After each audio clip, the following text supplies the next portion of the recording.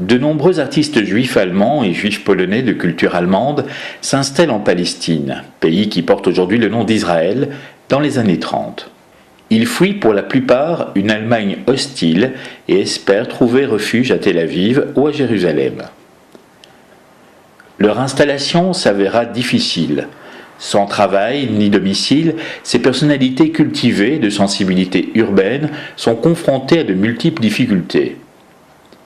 Il leur faut trouver leur place dans un pays alors placé sous administration britannique où règne une certaine indigence culturelle et de surcroît secouée par des incidents politiques violents. De plus, ils doivent s'accoutumer au climat méditerranéen et à une lumière très différente de celle qui baignait leur pays d'origine.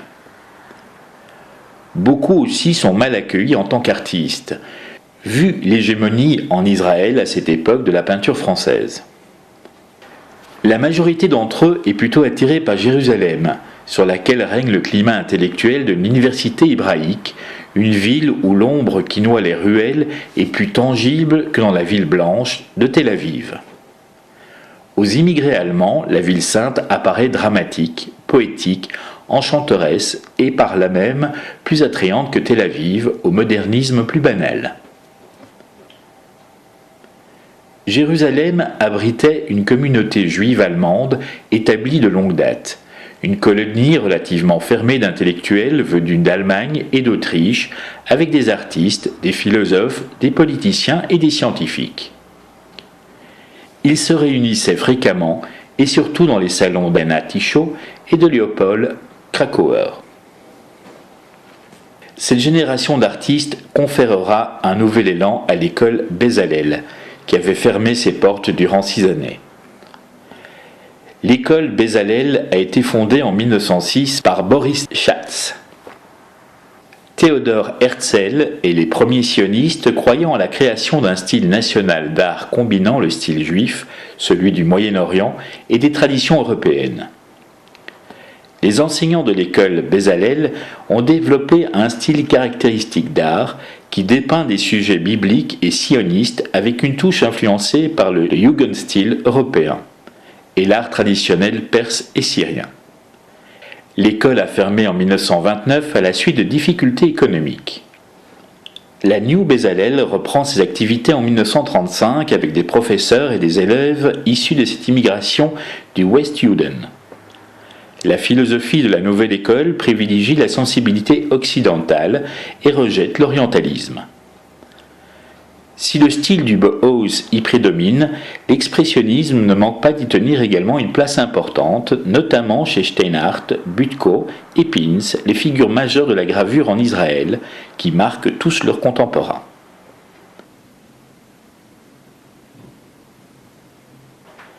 La plupart de ces artistes se fréquentent. À Jérusalem, ils fréquentent le café Tabon, la galerie Chtemaski et la galerie Schlosser. Ils se retrouvent également à Tel Aviv et exposent là-bas au Mikra Studio, une galerie-librairie tenue par un couple d'immigrés allemands.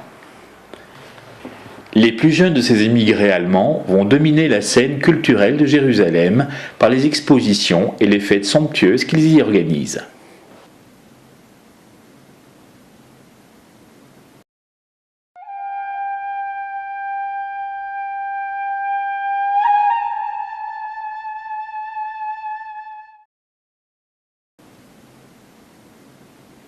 Jacob Steinhardt naît en Pologne en 1887. Mais c'est à Berlin en 1906 qu'il s'inscrit à l'école des arts et métiers. Il y étudie la peinture avec Louis Corinthe et la gravure avec Hermann Struck.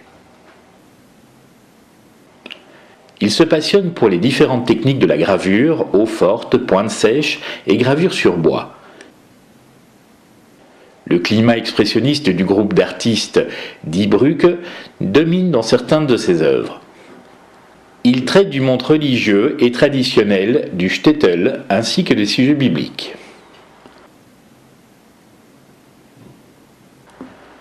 Notre plus ancienne gravure, intitulée Maison de ferme, date de l'époque berlinoise 1907. Elle est empreinte de l'influence de son maître et de la nostalgie pour sa ville natale, Tcherkov, mais aussi de toute la passion de l'artiste pour les possibilités techniques de la gravure et de sa tendance à l'expérimentation. Les œuvres de ces années berlinoises témoignent aussi de l'influence de Rembrandt et de Joseph Israels. Entre 1908 et 1910, il vit à Paris. En 1910, il exposera avec Die Neue Secession à Berlin. L'année suivante, il accomplit son voyage en Italie et en 1912, c'est à Berlin qu'il fonde avec Ludwig Meidner et Richard Jantur le groupe Die Pathetiker, les souffrants, qui se concentre essentiellement sur l'art graphique. Steinhardt y développe des sujets juifs dans un style néogothique, illustré par des distorsions anatomiques et les visions dramatiques et apocalyptiques des figures bibliques comme Caïn, Lot et Jérémie. Durant la Première Guerre mondiale, il sert dans l'armée allemande sans toutefois renoncer à ses activités artistiques. Une gravure datée de 1917 représente un juif en prière et s'inscrit dans sa période expressionniste marquée par Die Brücke. C'est cette même année qu'il est admis comme membre de la Sécession et participe à l'exposition de printemps de ce mouvement. Il rentre à Berlin en 1919 et se marie en 1922. Durant ces années, il expose plusieurs fois. En 1925, il effectue son premier voyage en Palestine et en 1933, il y émigre avec sa femme et ouvre en 1934 à Jérusalem une école d'art. La première gravure de notre collection, réalisée après son immigration, est sur bois, sa technique de prédilection. Elle représente une ruelle du quartier de Mea Shearim à Jérusalem. C'est une œuvre mélancolique, empreinte de caractère grave de ce vieux quartier. Dans les années 50, il se lance dans la gravure sur bois en couleur. C'est de cette période que date la majorité des autres gravures de la donation faite au Musée juif de Belgique. Les 43 gravures entrées dans nos collections représentent essentiellement des événements bibliques, dont l'œuvre intitulée Jonas is Spit Out, ainsi que des paysages israéliens où domine une atmosphère lunaire telle que grotesque. Son école d'art ferme en 1948 et il rejoint alors l'école Bezalel. Il y occupera le poste de président d'un département et ensuite celui de directeur de 1954 à 1957.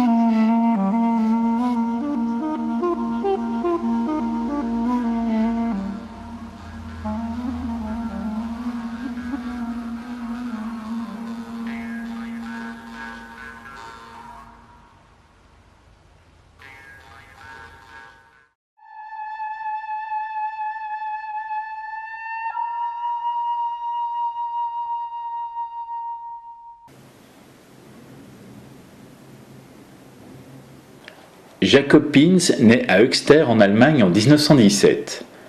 En 1933, en raison des restrictions croissantes imposées aux Juifs par le régime nazi, il quitte l'école pour se préparer à l'immigration. Il part en Israël en 1935 et passe 5 années dans un kibbutz avant de décider de consacrer sa vie à l'art. Il quitte le kibbutz et part suivre des cours artistiques avec Jacob Steinhardt à Jérusalem. Il est considéré comme le père de la gravure sur bois en Israël et fut le maître, entre autres, de Mordechai Moreh. Ce fut aussi un grand collectionneur d'estampes et de peintures japonaises. Son travail est empreint à l'expressionnisme allemand et d'éléments japonisants.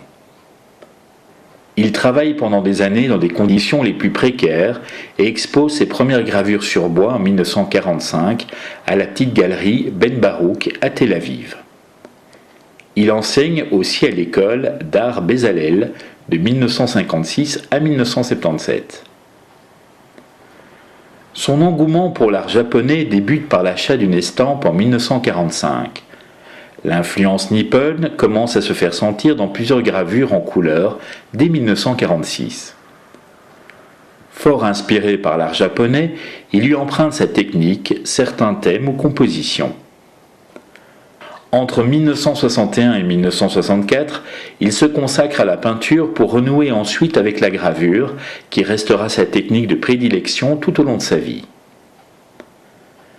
Les 67 gravures sur bois et 3 dessins de Jacob Pins, entrés dans notre collection, ont été réalisés entre 1946 et 1992.